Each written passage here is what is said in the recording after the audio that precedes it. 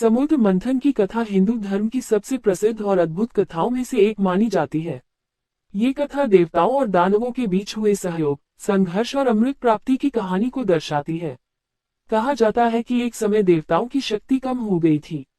दानवों ने तीनों लोकों पर अपना प्रभाव बढ़ाना शुरू कर दिया था। तब सभी देवता भगवान विष्णु के पास सहायता मांगने पहुंचे। भगवान विष्णु ने देवताओं को सलाह दी कि वे दानवों के साथ मिलकर क्षीर सागर का मंथन करें। समुद्र मंथन से अमृत निकलेगा, जिसे पीकर देवता फिर से शक्तिशाली हो जाएंगे। देवताओं ने यह प्रस्ताव दानवों के राजा बलि के सामने रखा। अमृत पाने की इच्छा में दानव भी तैयार हो गए। मंथन के लिए मंदार पर्वत को मथनी बनाया गया और नागराज वासुकी को रस्सी के रूप में उपयोग किया गया। देवता वासुकी की पूंछ की ओर खड़े हुए और दानव उसके मुख की ओर। जब मंथन शुरू हुआ, तब मंदार पर्वत समुद्र में डूबने लगा। तब भगवान विष्णु ने कूर्म अवतार धारण किया और विशाल कछुए का रूप लेकर पर्वत को अपनी पीठ पर संभाल लिया। समुद्र मंथन बहुत समय तक चलता रहा। मंथन से सबसे पहले भयंकर विष निकला, जिसे हलाहल कहा गया।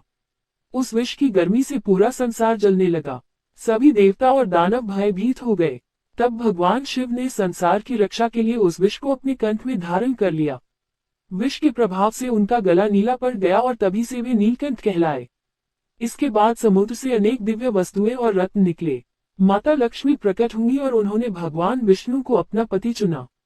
इसके अलावा कामधेनु गाय, उच्चैःश्रवा घोड़ा, ऐरावत हाथी, कौस्तुभ मणि, कल्पवृक्ष और अप्सराएं भी समुद्र से निकली। अंत में भगवान धन्वंतरी अमृत कलश लेकर प्रकट हुए। अमृत देखते ही दानव उसे छीनकर भागने लगे।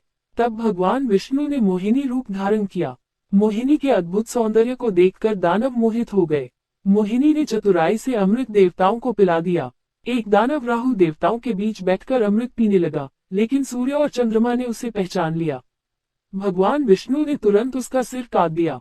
अमृत पी लेने के कारण राहु और केतु अमर हो गए।